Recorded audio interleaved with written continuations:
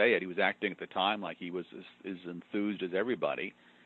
I remember when George Bush showed up with his flight suit on the deck of the.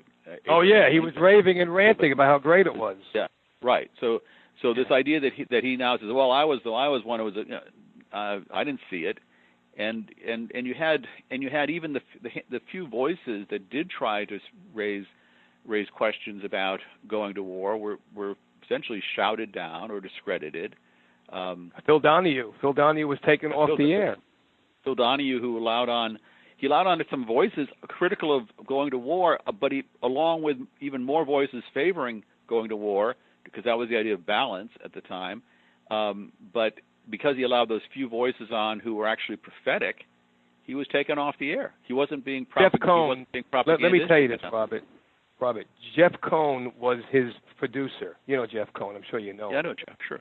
Jeff Cohn was his producer, and he told a friend of mine afterwards who was in the media, he told him that he was given orders that for every Donahue show about Iraq, he had to get two people who supported the upcoming invasion with one that was against it.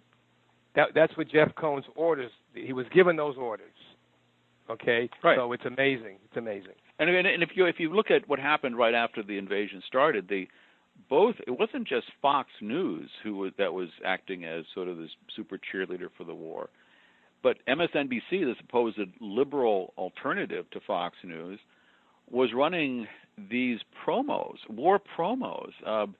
They were propaganda films of brave American soldiers with little Iraqis looking up to them with great, they was like just something these were just pure propaganda, and they were often set to music, so there was very heroic music, and Fox News was doing the same kind of thing, but here you had MSNBC owned by GE, right? Blitzier. Well, yeah, I guess it then was owned by GE, but owned by GE, owned by General Electric, yeah. Right, but still, the point is that these journalistic entities just threw aside any journalistic ethics or principles. It's not a new thing, though. I mean, this is what I've been dealing with, really going back to the '80s and throughout this period up to the present. It's still the same way today. It's not like I guess you do have to look at it as this is how it is now. And probably to some degree it's always been this way. But I do think that you had moments, particularly in the 1970s, when the press was acting much more professionally, as I would consider it, that they were looking at issues, trying to get to the bottom of things, telling hard truths.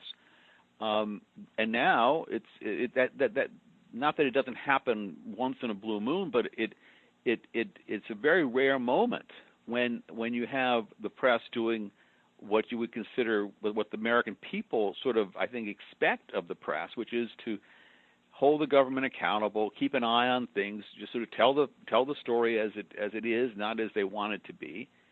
But of course, maybe the press is onto something, that the public really doesn't want that either.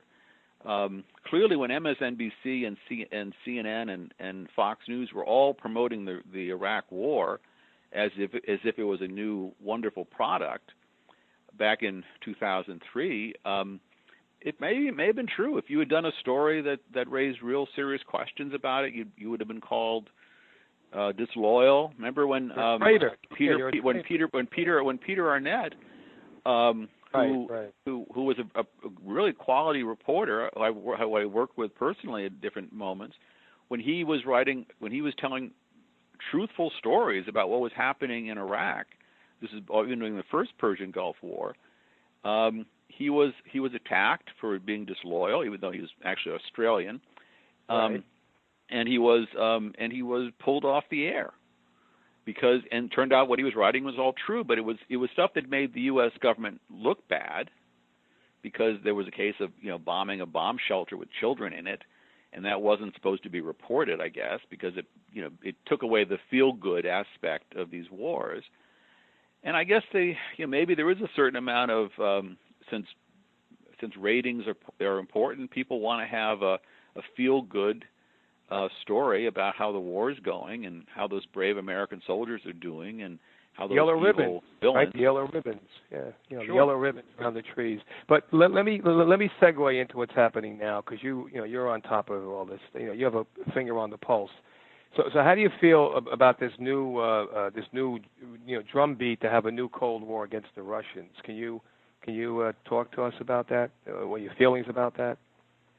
Well, it's probably the most dangerous situation that I've encountered in my career. Really? Well, yes, because as horrible as some of the other ones were, the Contra War was bloody and ugly, and the Contras were indeed drug traffickers and essentially terrorists. And obviously the wars in the Middle East have been horrendous. That caused huge amounts of human suffering. The vast majority of it totally unnecessary. But now we've escalated this into a nuclear strategic theater. I mean, we're now talking existential. We're not talking about just destroying swaths of the world. We're talking about destroying the whole world. And so what we've seen is this, again, with the neoconservatives who really have a grip on Washington.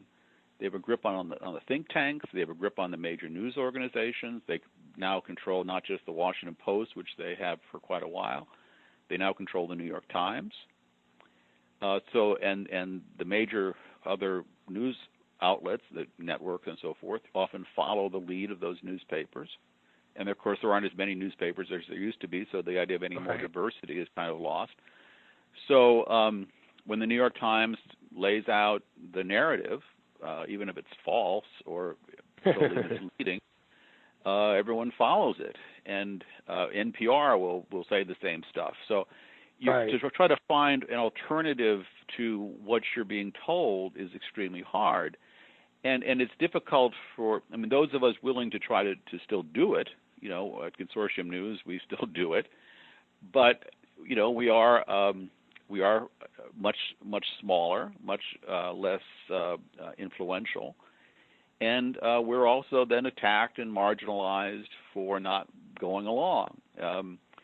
Because if you don't go along, you didn't go along with the Iraq War, you were a Saddam Hussein apologist. That's how when those of us who were questioning the WMD and the other arguments for war, we were being accused of being Saddam apologists. Why are you defending Saddam Hussein? When if for instance you raise questions about what's going on in Syria, you say, well, we're not getting the right full story. It's more complicated. The sarin gas attack back in August of 2013 was almost certainly not done by the Syrian government. Right. It was almost surely done by one of the jihadist groups. You're accused of being an Assad apologist. Why are you defending Assad? He's a bad guy. Now, if you sort of say, well, the situation in Ukraine is not as black and white as the U.S. government and the mainstream media are painting it. That this was a case where there was an elected government that was willing to accept much more limited powers, was willing to move up new elections to get voted out, keep the democratic process working, but instead the U.S. supported its violent overthrow in a putsch or a coup d'état.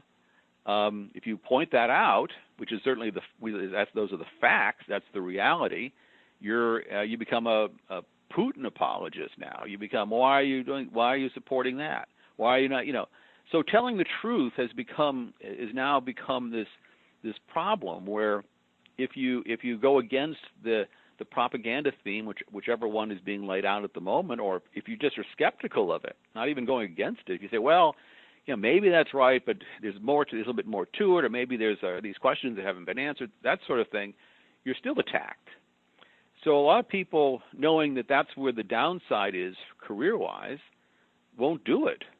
It's almost like, why would you do it? Why would you try to, pierce through these deceptions and lies or complicated questions that are, maybe surrounding something, when it's so much easier to go with what the State Department's telling you?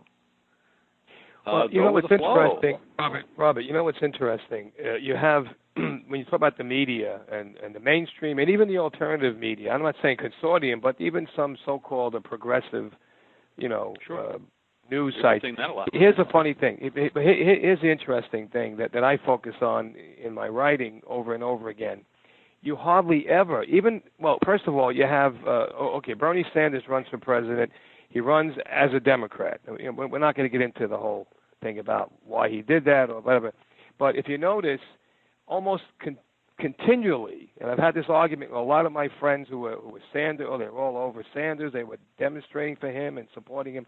He never, ever wanted to talk about foreign policy, about the obscene, military spending, which is over 50% of our federal taxes goes to military spending.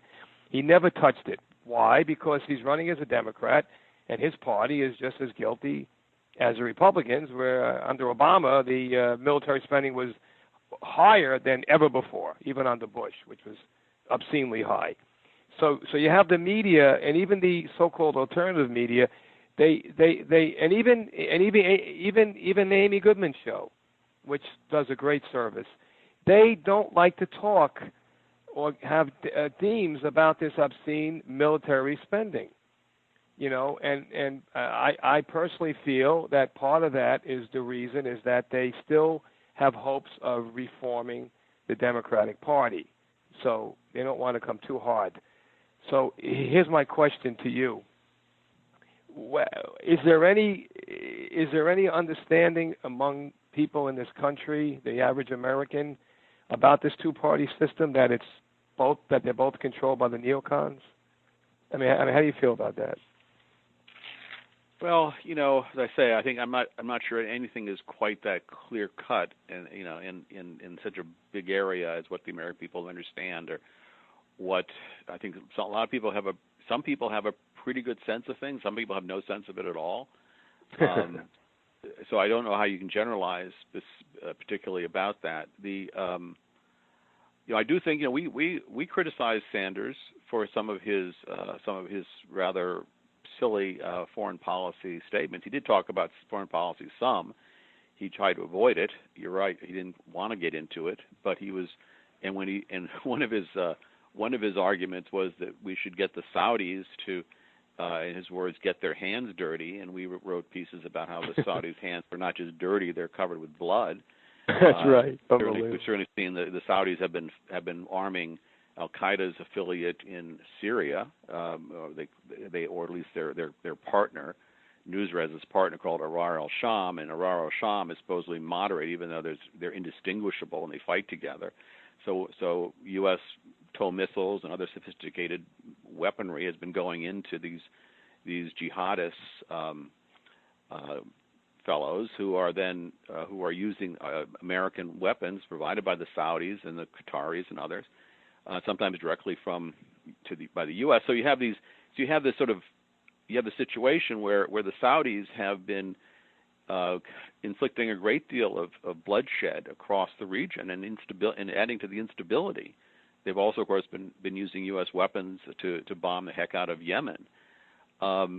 So the idea for Sanders to say, "Gee, the Saudis should get their hands dirty," was kind of a silly argument, and we criticized him. He did ultimately refine his positions to be a little more thoughtful, I believe, on foreign policy, but he mostly didn't want to get into it. Exactly. Right. And he supported the whole thing involving Libya. He supported the NATO attack on Libya. I forget exactly what his position was on Libya. I'm not sure that ever went to a vote in Congress. He did support the war in Serbia in 1999. He did oppose. Well, he says he supported. He says he supported the. He actually acknowledged that he supported the. The NATO. Obama. Well, the trouble is you get into these situations where the propaganda is so intense, and now since you have very few news outlets. We used to have maybe the St. Louis Post-Dispatch might be a bit different, or the Boston Globe was a vibrant paper and could actually come up with some different points of view. Now, pretty much all those papers are either they're shuttered or they have shuttered their foreign bureaus. So the New York Times and the Washington Post, maybe the Wall Street Journal, are among the very few papers that still actually do foreign reporting, but the outlets have become essentially propaganda sheets.